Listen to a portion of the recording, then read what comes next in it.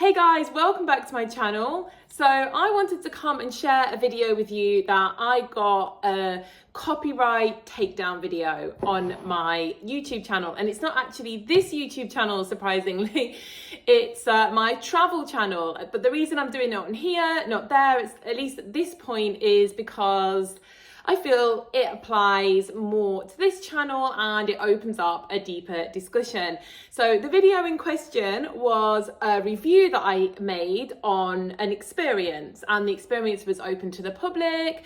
The woman on the reception was cool with me filming, and everybody was filming, and there's so many videos of this place on the internet. The difference is that mine wasn't 100% positive. It wasn't like, yeah, come here. It was a fair and honest review of the place, according to my personal opinion. And I'm not going to say what video it was or anything like that at the moment, because I actually contested it and I'm in the zone of waiting to see what happens. So I'm just kind of leaving it alone for now.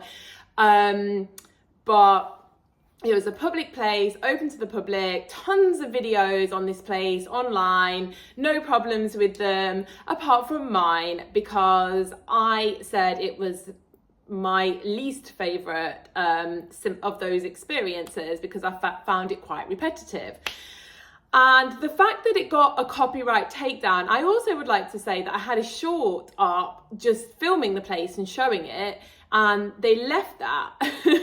So they only really came with a takedown on a video that wasn't 100% positive.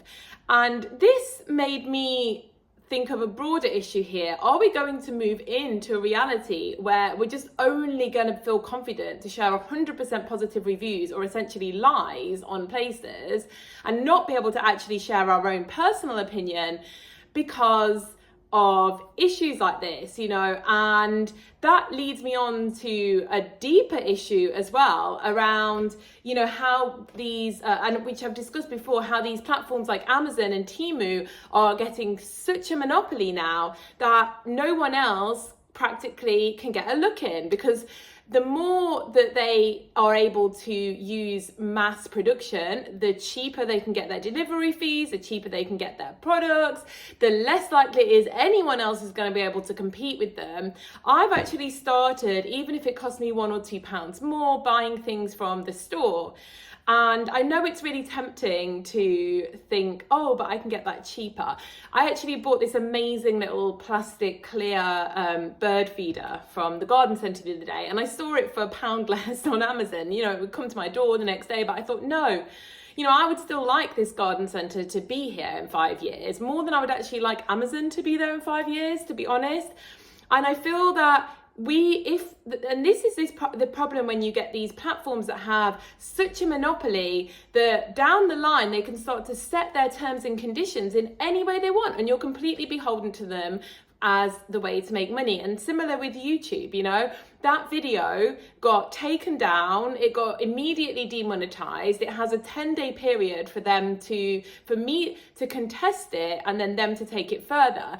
And the thing is, a lot of people won't contest it because they don't want that in their life. I didn't want it in my life. I felt horrible. I was like watching my emails every single day, and I kind of still am. I'm trying to get into a better energy about it, but it's not an energy that you want to engage in. And I understand that a lot of people just don't bother contesting them. So essentially, and then you've got your platform removed, and YouTube, if that happens 3 times, can completely take your channel and never allow you to make money on YouTube. So you can technically have somebody come and put these notices that are meaningless, and you can be too afraid to contest them, and you can lose your YouTube channel.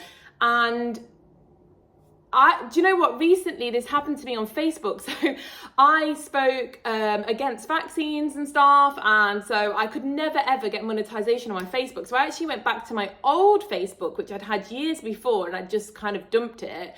And it actually had way more followers than my current one, because it was sort of back in the day where I was collecting followers, and then I realized that having so many meant you couldn't add anyone new. So I actually dumped it and started a new one. But I went back to it thinking, okay, I'll keep this one cleaner and I'll just use it for monetizing reels. And very quickly I got monetization within a few weeks.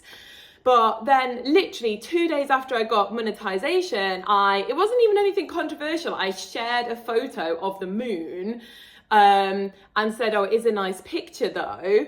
And then it turned out to be AI. The thing is, they use AI all over the platform, and there's no one you can talk to. I've been indefinitely demonetized for resharing a picture that is AI, and I can't talk to anyone.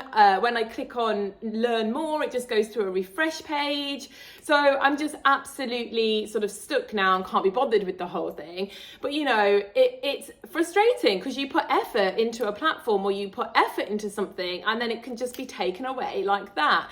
And if there was loads and loads and loads of choice out there, they wouldn't be able to get away with these kinds of things, and you would be able to just move on and use a different one, right? But when we only have a handful of platforms, then they can just get away with anything. And this is the problem with allowing these people to have a monopoly, really, is the more we allow them to have that, the worse and worse conditions they can set, and the more people just have to accept them.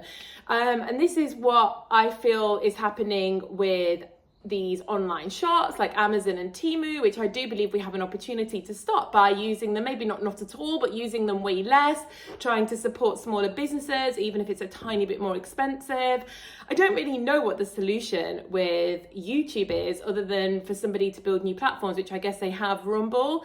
But what I find is that's sort of very good for Truther, but when I had a go at trying to get on it, it didn't really seem to be that big for other things, but maybe it is growing. And I like the fact there's Rumble there. That's fantastic, because there is at least another avenue and another option to pursue when these places can dominate to such a degree. And Etsy became like this as well for handmade stuff. When they first started, they really protected the small seller. They were amazing. You could talk to anybody.